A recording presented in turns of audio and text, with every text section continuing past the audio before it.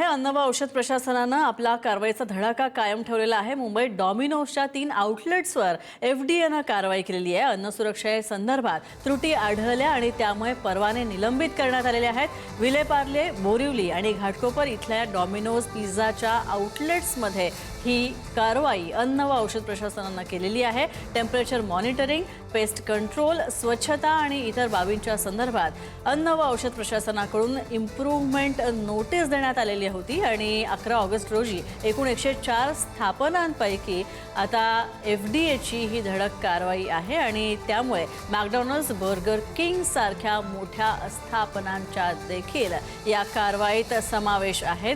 नंदकिशोर गावडे आमचे प्रतिनिधी आमच्या सोबत आहेत। नंदकिशोर, एफडीएने कारवाईचा धडाका सुरू केलेला आहे आणि आता मोठे ब्रँड्स आता कसाट्यात आलेले आहेत। नक्कीच गेल्या काही दिवसांमध्ये जे आहे ती एफडीए थेट जी कारवाई ती करत असताना आपल्याला पाहायला मिळते।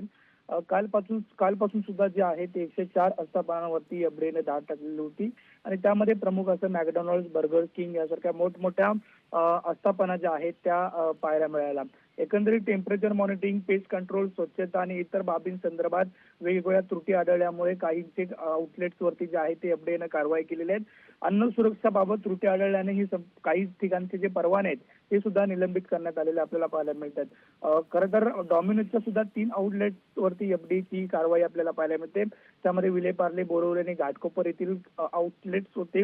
त्या ठिकाणी खरं तर वेगवेगळे बाबी समोर ठेवून त्यांना इम्प्रूव्हमेंट नोटीस दिलेली होती आणि त्यांचं जे निलंबन आहे ते सध्या परवानग्यांचं केलेलं आपल्याला पाहायला मिळतं। जवळपास 104 आस्थापनांवरती खरं तर एफडीएची धाड आहे आणि त्यापैकी मॅकडॉनल्ड्स आणि बर्गर किंग हे खरं तर काल आणि आज 2 दिवस टार्गेटमध्ये सध्या राहिलेलं आपल्याला पाहायला मिळतंय। नक्कीच, धन्यवाद नंदकिशोर या सगळ्या अपडेट्सबद्दल। तर आपण पाहतोय मोठी बातमी, विलेपार्ले, बोरिवली आणि